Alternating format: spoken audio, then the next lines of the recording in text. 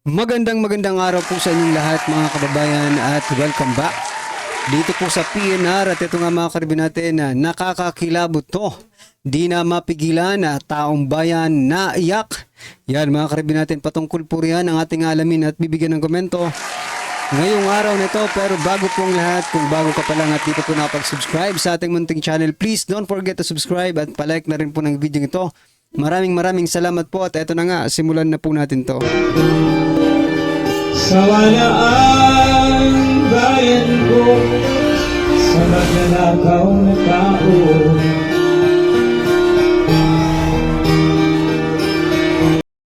So yun mga kababayan, bago po natin pakinggan si Senator Cayetano mga kababayan, no? Patungkol po dito sa pagkaka-aresto no, ni dating Pangulong Duterte. Eto mga kababayan, panoorin po muna natin yung ilan sa mga kababayan natin na kung saan, nako, yan o.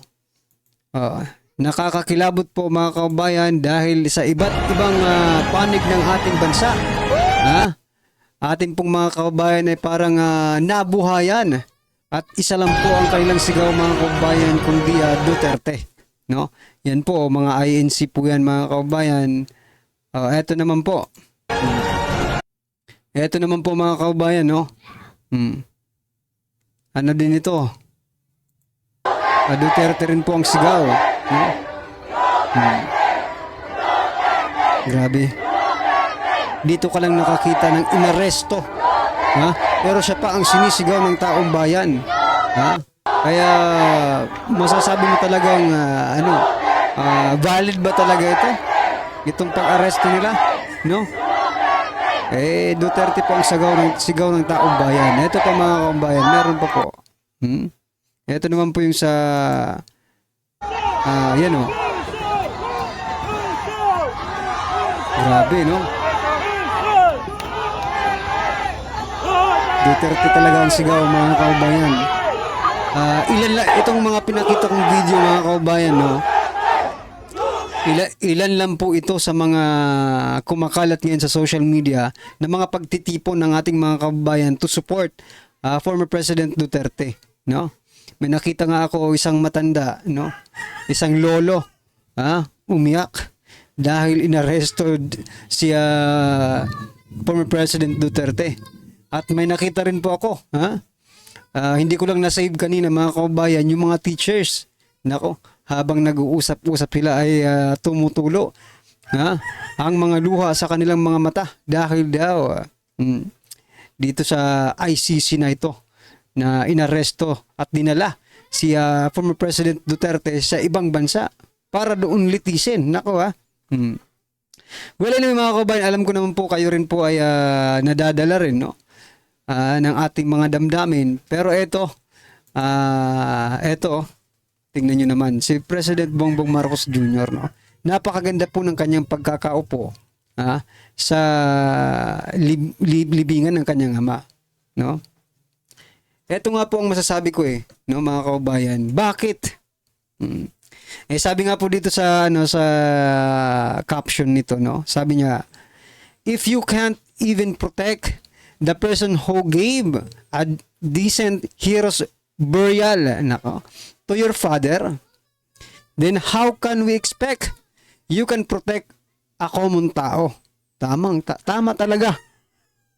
Palakpakan po natin. No? Hindi mo nga maprotektahan. Sa bagay, hindi mo kasi itinuring, no? Nakakampi ni isang katiting ng iyong pagkatao siguro, President Bongbong Marcos Jr., hindi mo itinuring nakakampi si former President Duterte. Mahiya naman po kayo. Siya po ang nagpalibing dyan sa libingan ng mga bayani, no? Na nire-request ninyo, napakatagal ng panahon. Isang pangulo lang ang nagkapagpatupad sa pangarap ninyo. Tapos eto pa ang igaganti ninyo. You know, it is very impossible, no? Na hindi po mapigilan ni President Bongbong Marcos Jr. itong ICC na ito. He is the president. Diba? Pero talagang wala wala tayong maasahan dito. So ito mga kababayan, panoorin po natin yung video ni President Bongbong Marcos Jr. ha. Eto, sana may matamaan dito ha. Simple lang para sa akin, simple lang naman yung issue yan eh. Hindi naman siguro tama na ang mga tigalabas, mga dayuhan, ang magsasabi sa atin kung sino iimbestigahan ng pulis natin, sino So, ikaw ang nagsabi niyan, ha? Ikaw po ang nagsabi niyan, President Bongbong Marcos Jr. Ha? Na hindi pwedeng diktahan o hindi ka nadidiktahan. ang arestuhin ng pulis natin, sino ikukulong ng pulis natin. Hindi naman dapat tama, hindi naman siguro tama yun. Dapat Pilipino lang ang gumagawa niya. May pulis naman tayo, may NBI naman tayo. Correct. You are very, very correct. No? Sa statement mong yan. Pero, dahil sa statement mong yan, kabaliktaran naman po ang iyong ginagawa. Sa bagay, puro baliktad po ang nangyayari kapag nagsasalita ito eh. May DOJ tayo, kaya nila yung trabaho niya. Oh, may DOJ tayo, pero hindi nyo man lang dinala sa korte. Si former President Duterte. Instead na dalhin po sa korte at doon litisin muna, ay inilipad agad-agad mga kababayan sa The Netherlands or sa The Hague, mga kababayan. Nako po. Hindi po ba kayo nahihiya dito sa mga nakaraang interview ninyo? Nako talaga oh. So mga kababayan, po ang kanyang sinabi noon at ngayon, eto naman po ang kanyang sinabi mga kababayan. Teka lang, okay? Eto po, President Bongbong Marcos Jr., pasok. Consistent naman tayo. Hindi tayo tumutulong sa investigasyon ng ICC. Talaga? Meron tayong contact sa kanila, natural. Pero no, not on an official level. We didn't So may contact pala kayo. Nako po. Ang hirap, ulitin po natin para mas maintindihan natin. consistent naman tayo. Hindi tayo tumutulong sa investigasyon ng ICC. Talaga pa? Wala tayong Hindi daw sila tumutulong sa investigasyon sa ICC. Pero tumulong sila, mga kababayan, sa pag-aresto. Anong ibig sabihin yan? meron tayong contact sa kanila, natural. May contact. Pero no, not on an official level. We didn't help them in any way. Nako, wag niyo pong paglukuhin ang taong bayan, no?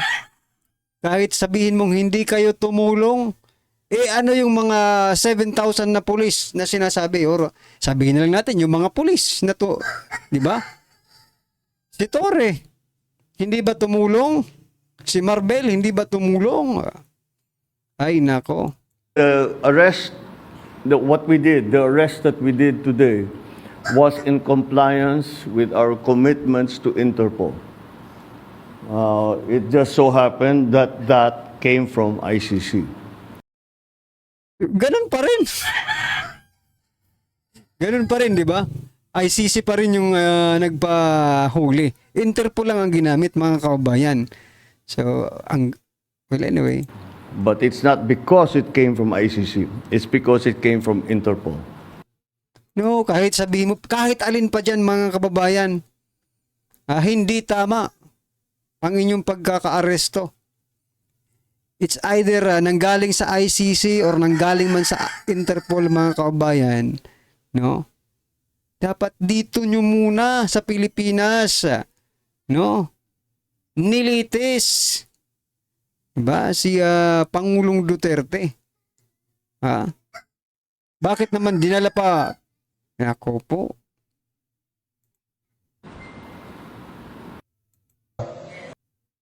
So yan mga kababayan, ano po ang inyong reaction dyan kay President Bongbong Marcos Jr. sa kanyang sinasabi, no? Na hindi naman daw tumulong. Nako. Ay, nako. Ako talaga hindi ako naniniwalang hindi tumulong ito eh. Sabi nga natin mga kababayan, sila pa nga po yata ang may pakana ng lahat ng nangyayaring ito. Nako po. Ito naman mga kababayan si Torre. Etong video na ito nakakainis to eh. Kasi kung alam lang ni former president na ganito pala ito, Dapat ito talaga ang unang tinukhang nung war on illegal drugs. Pakinggan niyo po ito. Yung puro na lang patay-patay. Natapos na ang 6 years niya eh. Wala namang nangyari. Magulo pa nga eh. Wala lang pumapatol sa kanya dahil presidente pa siya noon. Ngayon, hindi siya presidente. Mas Bakit hindi mo pinatulan noon? Ba't hindi ka nagsalita noon? Di ba? Nung panahon ni dating Pangulong Duterte, bakit hindi ka nagsalita ng ganyan? Para ikaw sana ang unang natukhang. Walang ano to. Sayang lang yung pera natin na isinahod nito nung nakarang administrasyon. Panahon pa ni dating Pangulong Duterte, sumasahod na po ito. Sa dugo at pawis ng bawat isang Pilipinong nagbabayad ng tax. Tapos ganito lang. Ay, nako. Grabe po. Ulitin natin. Konti lang naman to eh. yung puro na lang patay-patay. Ay. Natapos na ang 6 years niya eh. Wala namang nangyari. Magulo Anong walang nangyari? Sa inyo. Para sa inyo walang nangyari, pero para sa maraming biktima ng mga adictus, malaki po ang pagbabago. Diba? Kung hindi mo yun naiisip, General Torre, para po sa mga biktima ng mga adictus, malaki po ang nagbago sa buhay na simula nang maupo si dating Pangulong Duterte. Grabe kayo Akala nyo siguro talagang mauuto nyo pa yung mga Pilipino. Well, anyway mga kababayan, ito panoorin po natin at bigyan natin ng reaksyon itong statement ni Senator Alan Cayetano. Ito po. Hindi pwedeng may korte sa ibang bansa, huhulihin mo tapos isasakay mo na lang sa eroplano. So, eto po tanong ko sa inyo.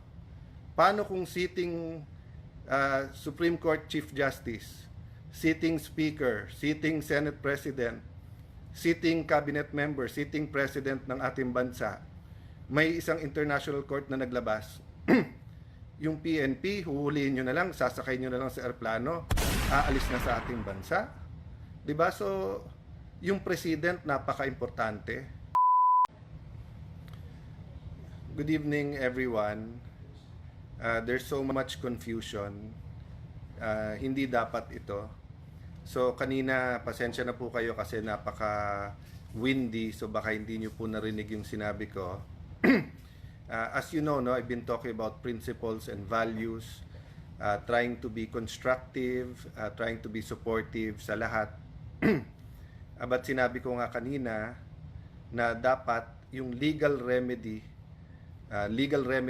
are available to everyone, and yung due process is available and guaranteed to everyone. I'm trying to be deliberate kasi nga kagabi sabi ko sa inyo, huwag emosyon, mag-isip muna.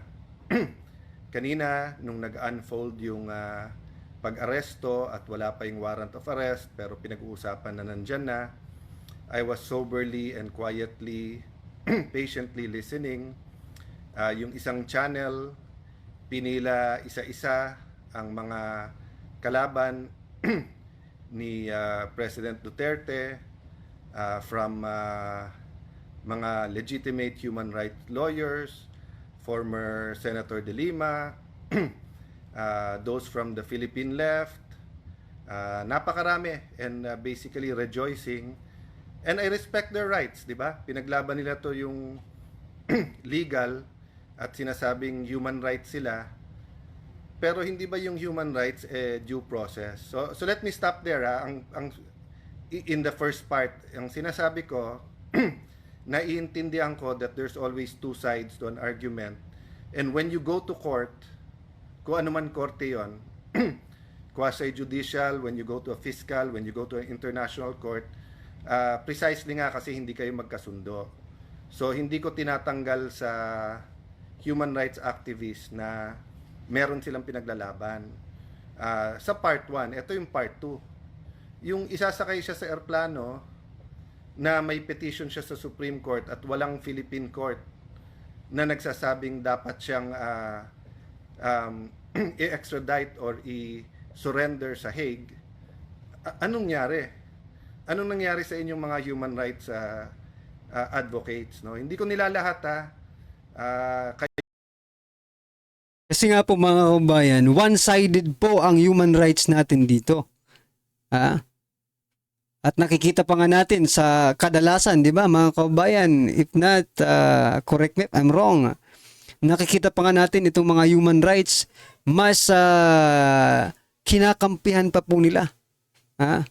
Yung mga nambibiktima. Di ba? Kesa po sa biktima. Most of the time, yan po ang nakikita natin. Na? Mas kinakampihan pa nila yung mga hindi sumusunod sa batas. No? Kaysa po sa mga authorities. kayo sa Ateneo Human Rights, alam niyong mahal ko kayo. Part ako niyan. Sa Supreme Court, marami tayong pinaglaban. Pero tama ba yon? Sasakay na lang siya sa aeroplano tapos dadalhin doon. May petition siya sa Supreme Court. Walang korte, ni isang korte sa Pilipinas na verify muna yung warrant of arrest na yan. Hindi ba nangyari na sa atin dati yan na Mga kababayan, nagtataka nga rin po ako mga kababayan, parang pinagkaisahan, no? Si dating Pangulong Duterte sa sitwasyong ito. Kasi even the Supreme Court are quiet, no? About the issue of the ICC. So, nagtataka lang tayo, bakit sila ganun? Tahimik po sila. may extradition from the US at nilitigate pa dito? So, yung pong sinasabi ko kanina na pray for the country, we're in a crossroad, pray for the PNP, pray for our courts, pero may pinaka-minimum. Ang pinaka-minimum is due process and letting everyone avail of the legal remedies. Hindi So yun mga kababayan, etong tanong, nagkaroon po ba talaga ng due process yung pag-aaresto dito kay dating Pangulong Duterte? Kasi sinasabi po doon, nabasa rin naman po natin yung ICC. Sinasabi nila na dalhin kung saang state, no? At doon muna litisin. Sa korte ng Pilipinas muna bago ilipad papunta sa ICC. Di ba? Pero parang walang nangyaring ganun eh. Pagkahuli within that day yata, di ba? O lipad din eh. Lipad din paputang The Hague. The Netherlands. So, yan. Ang tanong nga dyan mga kababayan, may due process po ba? Kung mayroon bang nalabag na karapatang pantao, no? Kasi yung ating mga kababayan talagang sinisigaw, Duterte. Dito ka lang makakakita mga kababayan na inaresto na nga dahil di umano nagkasala, pero siya pa rin ang sinisigaw ng taong bayan. Buong bansa, ha? Hindi nga lang nagkasama-sama pero watak-watak man kasi because pulo-pulo nga tayo, di ba? Mga pulo. Pero ganun, isa lang ang sigaw. Duterte, mga kababayan. Mahal natin si Tatay Digong. So, yung iba, umiyak pa. Napaiyak. Grabe talaga. Ito lang talagang nakita nating pag-aresto na iniyakan at isinigaw pa ang pangalan. Okay? Well, anyway mga kababayan, ano po ang inyong reaksyon, opinion patungkol po sa video ito ay comment lang po sa baba. Para at least alam po ng ating mga kababayan ang inyong opinion. Maraming salamat po. Please don't forget to like the video mga kababayan. Maraming salamat po. Sawala ang bayan ko sa magnanakaw na tao.